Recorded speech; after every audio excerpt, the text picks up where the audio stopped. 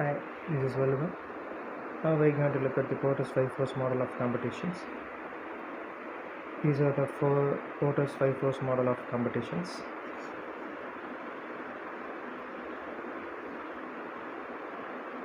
The innovator of this Porter's 5 force model is done by Michael E. Porter of Harvard University, as a professor.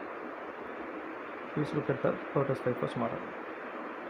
Porter's 5 force analysis is a framework that attempts to analyze the level of competitions within an industry and a business strategy development. Actually, it's a competition analysis. Industry analysis is alone in terms of its setting attractiveness and industry structure is not sufficient for strategy formulations unless there is an analysis of competitions to have a complete picture of opportunities. Porter has presented a model of describing the forces which shape competition in an industry. This is a figure showing the competition analysis. These are the 5 forces which any business want to focus on these factors. First one is threat of new entrants, the second one is threat of substitutes, bargaining power of buyers, bargaining power of suppliers, rivalry inside the industry.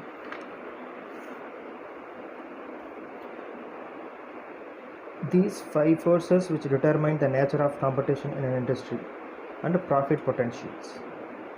Dealing with these contenders and to grow despite them, an organizations must understand how they work in its industry and how they affect the organization in its particular situation.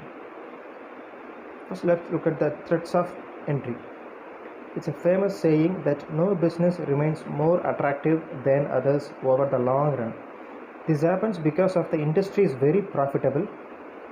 There will be entry of many organizations in the field and the positions will become normal like any other industry. New entrants to an industry bring new capacity, the desire to gain market share and have substantial resources. However, there are different kinds of barriers for newcomers in the field.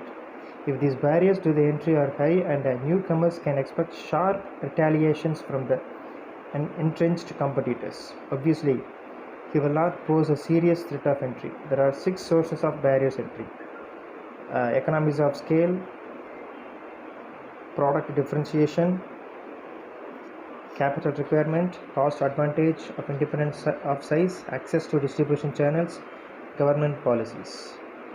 And let's move to the bargaining power of buyers. That is the bargaining power of customers.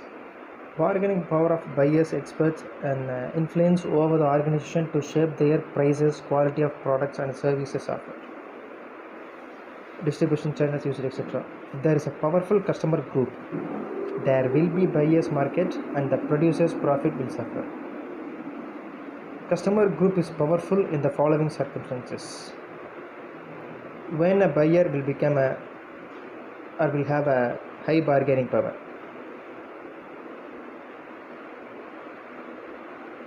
When they buy in large volume buyers are particularly potent forces if heavy fixed cost characterized in the industry.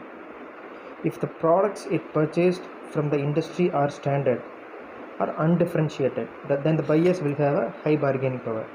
When they are sure that they can find alternative supplier, may play one organizations against the another.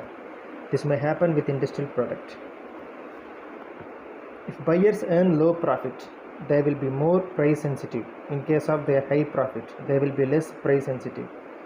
Where industry's product is unimportant to the quality of buyer's product, they will be more price sensitive. So these are the situations where the buyers will have a more bargaining power. Let's move on to the next forces, bargaining power of suppliers.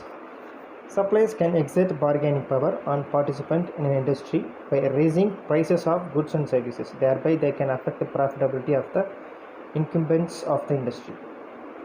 The bargaining position of supplier group depends on a number of characteristics of its market situations and the relative importance of sales to the industry as compared with overall business. A supplier group is powerful in the following situations. If it is dominated by a few organizations and is more concentrated than the industry it sells to. If the number of suppliers is very low, then the supplier will have a more bargaining power. If its products is unique or at least a differentiated product, then the suppliers will have a bargaining power in that situations, because no one is offering the kind of unique products.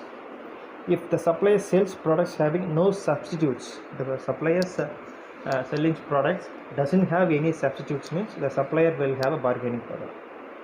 If it poses a threat of forward integrations, and if the industry to which it supplies is not important customers of the supplier group, then the supplier will have a bargaining power. The next first is substitutes products. The amount of competition in industry depends on the substitutability of products of the industry. By placing ceiling and prices it can charge. Substitutes products or services limit the potential of an industry.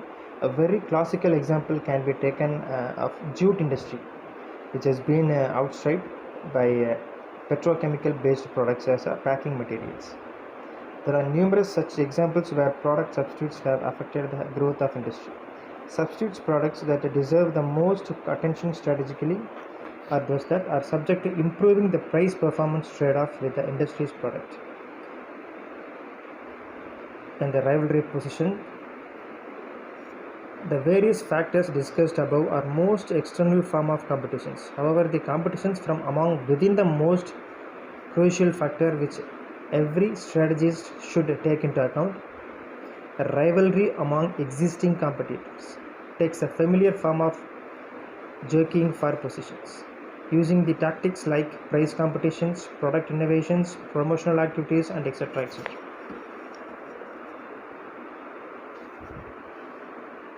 So rivalry depends upon a number of factors such as sources and a number of competitors, degree of product differentiations, competitive advantage to certain organizations.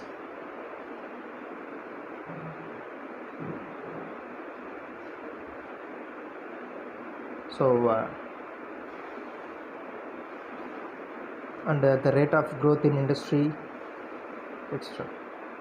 All things being equal, the nature of competition is determined by the competitor's strength and weaknesses. Therefore, every organization should evaluate how its competitors are doing on the various aspects of the operations. Wall and Shen, on the basis of their study, have identified the various factors which managers try to evaluate in respect of their competitors. The various factors are in order to importance: pricing, expansion plans, competitive plans, promotional strategies, cost data, sales statistics, research and development, product styling, manufacturing, process, patent and infringement, financing and executive compensations. So in all these aspects, the strategy is very, very important. Thus, to analyze the competition in the industry concerned, strategists should search the answer to the following questions. What are the strategic strength and weakness of their competitors in the areas of marketing, financing and managerial practices? This, as organizations, you want to analyze your competitors' strength and weaknesses. And what is the price charged by the competitors? To what extent are the products from different competitors being differentiated on various factors such as price, product positioning, distribution channels, etc. And the company has to also analyze the cost and the other advantages, disadvantages of their competitors. So if you want to position your company in a market, you want to know your competitor's strength, weaknesses, and your company's opportunities and the threat.